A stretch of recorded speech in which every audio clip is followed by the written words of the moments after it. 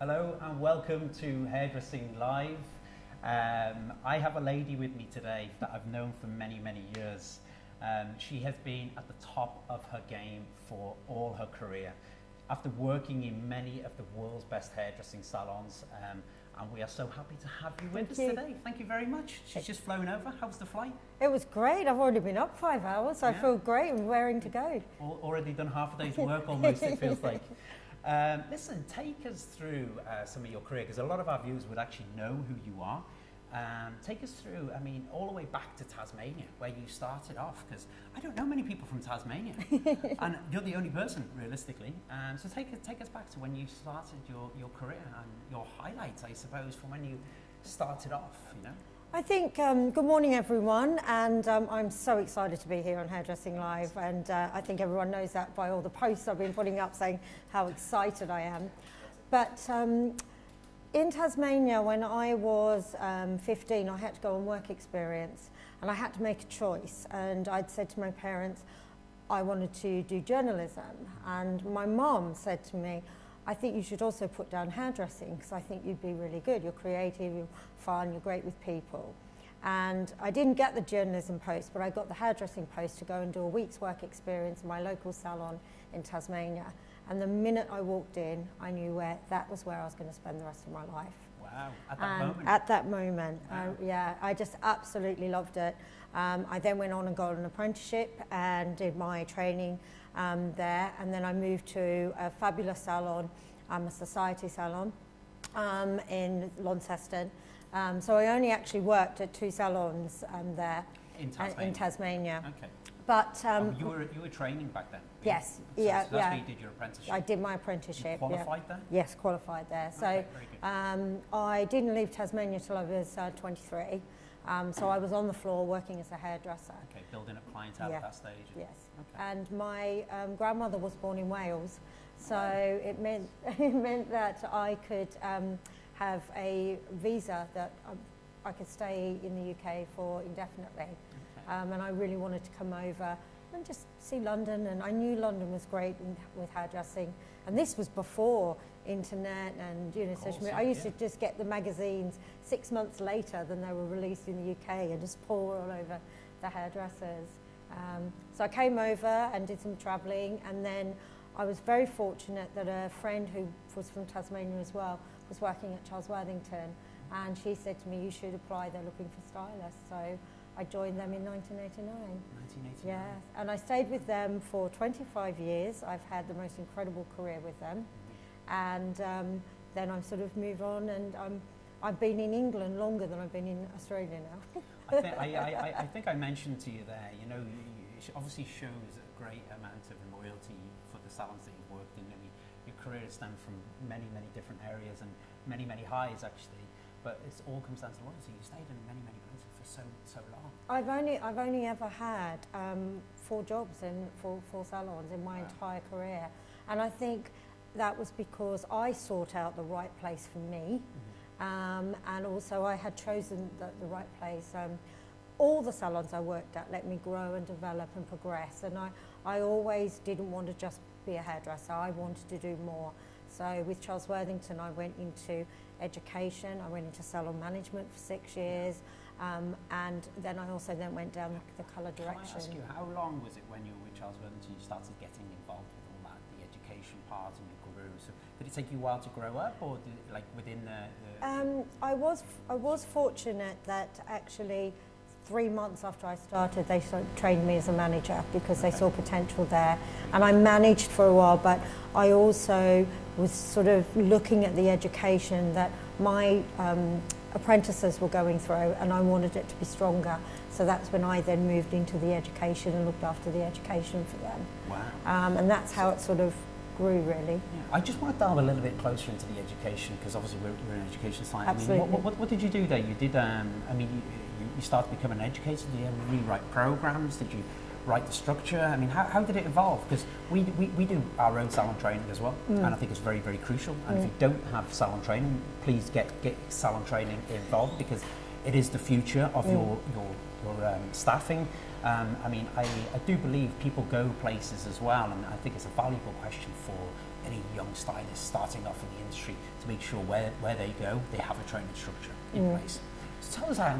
I think it's really important, and I did put in a more structure, but I think what's really important with hairdressing, it isn't just about the craft, it's about the social skills, and I think the social skills and communication skills are more important than ever now. And it's the twin track approach. So it's making sure that when you start training, everybody wants to go really fast and go really forward. You need to make sure you learn the fundamentals, you learn the basics, and you can do them at a fantastic level, and then you can move on to the next level creative. Totally agree. But I think the most important thing is I've been in the industry now for over 30 years, and I still go and do courses myself. I still do training. I watch Hairdressing Live courses, anything that inspires me, but you need to never stop learning. But there needs to be a sort of structure.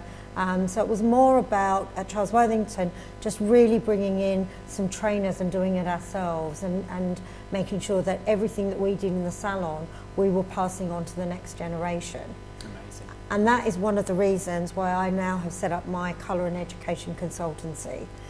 Because I've had an amazing career, still having an amazing career, but I now want to train and support the next generation of hairdressers. I generally think careers can go on, I mean, forever. You can continue, I mean, you've got so much knowledge, I mean, wealth of knowledge that, I mean, the passion that you've driven at the top level shows that you've been so determined within the industry to make a difference. And I think even the consultancy, what you're doing right now, it's very relevant right now, what you're doing, because consultancy, going to salons, education, building on that. I mean, workshops as well. I mean, we don't do workshops here, we just do inspiration part of it. So I still recommend people do academies and do workshops and practice what they learn, even today from your class.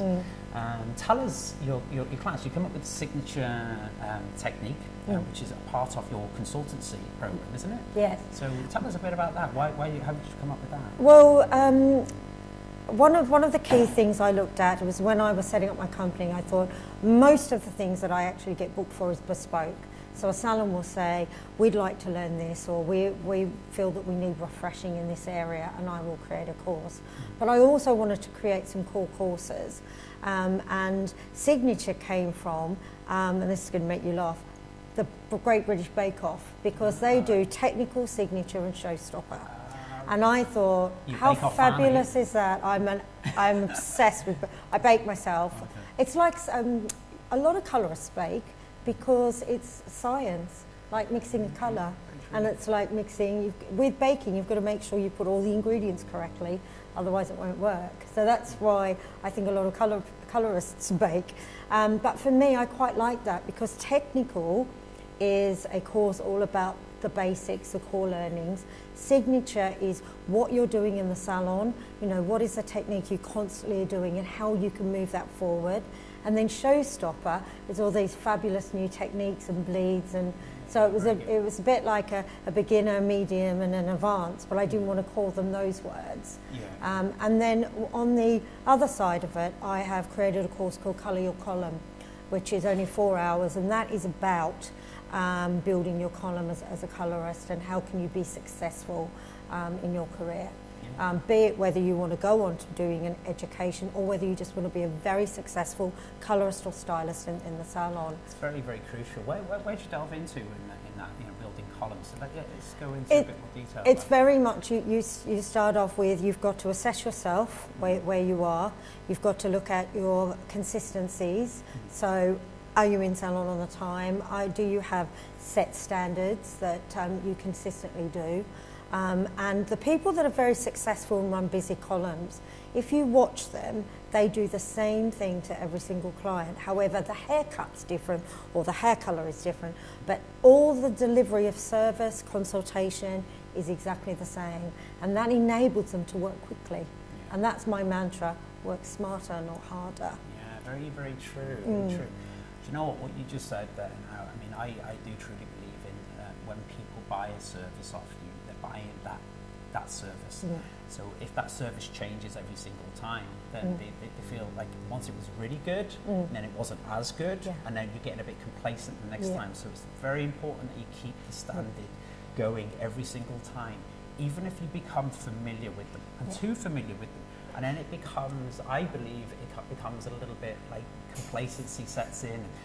They don't feel like getting the value. So I love what you said there, because I think it's important. And I think one of the things I say is that we've got to be very careful we don't treat our regular clients worse than our new clients. Because when a new client comes and visits you, I say that everyone brings out all the singing and dancing. And actually, a regular client, if you think you go to a bar or a restaurant and you become a regular, you actually get more benefits from that. And it's only been in the last years that people are rewarding people for become regulars, you know, the cards that we've got in the supermarkets and coffee shops. But in a salon, if you offer change twice a year, seasonally, to your regular client, you're offering something different to them. So you'd say in March, it's coming into summer, let's do some slightly lighter pieces. In September, October, I'd be saying, right now I'd like to go richer and warmer. I don't change the complete colour, but I offer them to have a little bit of a change, and that keeps it fresh. You've got to keep it fresh for your regular clients. That is one of the main reasons why how you build clientele, I believe, is offer change, but offer it with excitement. They come to you for a reason. Absolutely. You've been in the industry for a long time. You're very passionate about what you do, so it's very important to embody that passion onto your client, because they walk away and they go, oh, I know a great stylist. You have to go and see them, because word of mouth it just spreads. So for any young people starting off in the career, I think it's very, very important that you get your consultation down to a T, which you're going to be covering in today's class, which is going to be amazing. So I'm going through just getting back to signature. Signature is all about sort of current techniques, but I've created 5 looks to go with face shapes, but I also more about it's about the placement that comes from the 5 steps of consultation. So everything I'm doing on Samantha today is based on fact. I'm not just doing it because I want to do it. It's because it's what she needs. It's real, isn't it? Yeah, it's real. Real time. Yeah. When did you meet your model? Have you looked after her before? Have you? Yes. So she's been on a colour journey with me, and so she. I met her in January, February. So I coloured her red. Then we moved her forward in March, and this is the third change. But we're going on a journey together, which is great. Colour journey. There's something I didn't know about Carolyn Newman as well, which was you're a professional dancer. I'm not professional. Can I call you that? No. Oh my God.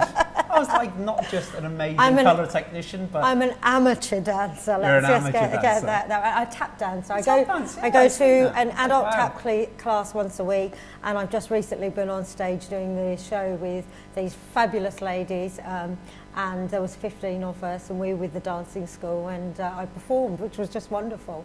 Really great. Amazing. I got to see you in action there, so it was really, really good actually. Listen, tell me, you worked in Charles Worthington for many years. You did many shows and everything. Any highlights from that, from what you did before? Show work is incredible, right? You like stage and you like... I think in the early years, I did the very, very big grand shows where you had audiences of 4,000 people. And then later on, I started doing a lot more sort of seminars, which meant I went further afield and would stay away for longer. So they were more look or learn. But they were still to audiences of, they could be up to 300-500 people. But I really enjoyed that. But I think there was an amazing colour trophy final I did years ago, where we used a Terry Mugler catsuit, and that was great, and the wigs and the hair. But I loved a show we did in Canada where I had sort of free reign, and I've done them in the US. I've been very fortunate. I virtually have travelled all over, and I suppose the special one for me was when I went back to Australia and went out on stage representing British hairdressers, but in my home country, and that was at Hair Expo in 2007. So that was a very special time for me. So I admire hairdressers all over the world, but I am very proud now because I am more British. I'm proud to say I'm a British hairdresser. Very good, very good indeed. Listen, just tell our viewers quickly, because I know we've got to get back to the class. We've got to start the class. Just tell our viewers some of the key things that they're going to walk away from the class today with. So really what I'm going to focus on today is the 5-step consultation, and based on those 5 steps is how I then have created a technique, and really my belief is that a colour technique is purely a pattern on the head. It's the colours that you use that make it soft, or visible or dramatic, and I find that when a client comes in, you don't have a lot of time to get what you need from the client. So with these 5 steps, you can then attain everything you need to know to do a perfect colour for that client. And it's more about being a bit clever with your placement, so you're doing something different to the colourist beside you or to the salon down the road. So you're offering something unique to you, and that's why I call it signature, because it's your signature. Now, some people might have seen that technique before, but probably not the way I'm doing it. Okay. So, you know, everybody's doing the similar techniques now, but we're all doing our own little spin on it. But this will really bring out the best features of Samantha today. Amazing. Okay guys, so if you don't have a ticket, please get one now. It's available. You can go on hairdressinglive.com and go to Carolyn Newman's Signature Techniques, Colour Techniques, and get your ticket. Remember, you gain lifetime access to this course, okay? So you can rewatch it as many times as you wish. So we'll look forward to the class. We're going to get set up now in a few moments, and we'll see you in a few moments, okay? Brilliant. Thank you very much. Thank you for having me. For tuning in. Yeah, bye.